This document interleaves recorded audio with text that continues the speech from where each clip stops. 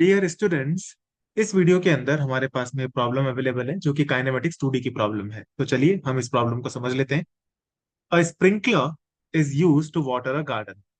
It can spurt water from it in all the directions through hundreds of small water outlets into it. The initial speed of the water from any water outlet is u. Find the maximum area which this sprinkler can water. ठीक है, ये question है। Sprinkler क्या होता है, question क्या क्या कहना चाह रहा है, ये मैं आपको एक बार समझा देता हूँ सिंपल लैंग्वेज में। देखिए, आपने देखा होगा कई बार गार्डन्स के अंदर या फिर एग्रीकल्चरल लैंड्स में एक इस तरीके का स्प्रिंकलर यूज किया जाता है। पेड़ों को या फिर गार्डन को पानी देने के लिए इस तरह का स्प्रिंकलर यूज किया जाता है। ये स्प्रिंकलर क्या करता है, चारों डायरेक्शन में पानी को थ्रो करता है। ठीक है ना। तो ये इसी तरीके का स्प्रिंकलर है जिसमें ऊपर से बहुत सारे अलग से होल्स हैं जहां से पानी हर डायरेक्शन में निकल रहा है, अलग अलग एंगल्स पे निकल रहा होता है। हर डायरेक्शन में निकल रहा है, अलग अलग एंगल्स पे निकल रहा है।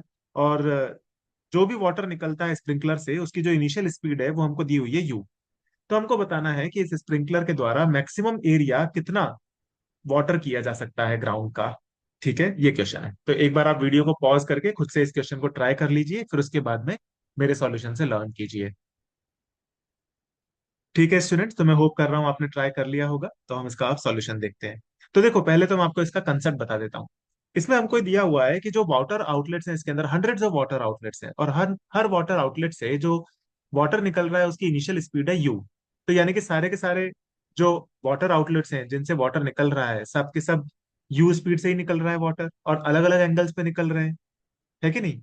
तो हमको ये बताना है कितना मैक्सिमम एरिया उससे कवर होगा। जो मैक्सिमम एरिया कवर होगा वो डिपेंड करेगा कि कितनी मैक्सिमम रेंज ये स्प्रिंकलर कवर कर सकता है। और जितने भी वाटर जो निकलेगा स्प्रिंकलर से वो सबके सब प्रोजेक्टाइल मोशन परफॉर्म कर रहे होंगे। है कि नहीं।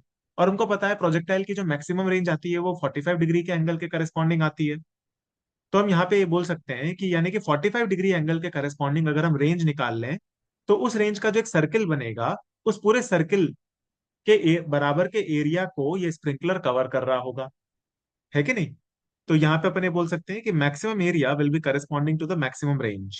ठीक है, देखो इसको मैं आपको डायग्रामेटिकली बताता हूँ। मान लो हम इसका ऊपर से एक टॉप व्यू देखते हैं, तो बीच में मान लो स्प्रिंकलर लगा हुआ है, तो हर डायरेक्शन में वाटर जा रहा है इस तरीके से। ठीक है ना। हर डायरेक्शन में वाटर जा रहा होगा, तो फाइनली एक ऐसा एक सर्किल बनेगा। और दिस सर्किल की रेंज होगी मैक्सिमम रेंज के बराबर। उस सर्कुलर एरिया में हर जगह पे वाटर अवेलेबल हो जाएगा, क्योंकि मैक्सिमम रेंज वाला जो वाटर होगा 45 डिग्री एंगल के करस्पॉन्डिंग वो मैक्सिमम दूरी तक जा रहा होगा। उसके बियॉन्ड तो कोई वाटर जाएगा नहीं। यानी कि मैक्सिमम रेंज वाला जो वाटर होगा उसी के करस्पॉन्डिंग जो एक सर्कुलर रीजन बनेगा वो मैक्सिमम कवरेज होगा इस स्प्रिंकलर के द्वारा ग्राउंड का। ठीक है। तो यानी कि हमको कुल मिलाकर के इसमें मैक्सिमम रेंज निकालनी है, और उस मैक्सिमम रेंज के करस्पॉन्डिंग जो सर्किल बनेगा उस सर्किल का एरिया निकालना है। ये क्वेश्चन है, ठीक है कि नहीं।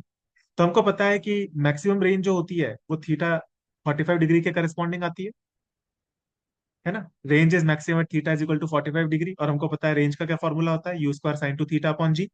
तो इसमें अगर अपन थीटा की वैल्यू 45 रख देते हैं तो हमारे पास में रेंज आ जाती है यू स्क्वायर अपॉन जी। ठीक है। तो उससे जो मैक्सिमम एरिया कवर किया जा सकता है स्प्रिंकलर के द्वारा, maximum area which sprinkler can water, that will be equal to pi r square, where r is range of the projectile, maximum range of the projectile which will also be the radius of the circle, जो कि जिसमें water पूरा जहां तक जाएगा। ठीक है। तो हम बोल सकते हैं कि अगर हम यहाँ पे रेंज की वैल्यू रख दें यू स्क्वायर बाय जी, तो हमारे पास में ये वो एरिया आ जाएगा जो कि ये स्प्रिंकलर मैक्सिमम वाटर कर सकता है। इसके अंदर तो वाटर गिरेगा ही हर जगह पे, इस मैक्सिमम बाउंड्री तक वाटर जा पाएगा।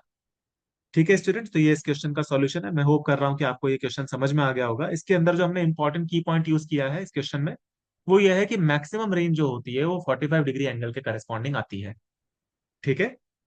तो फिर हम मिलते हैं नेक्स्ट वीडियो में। Thank you.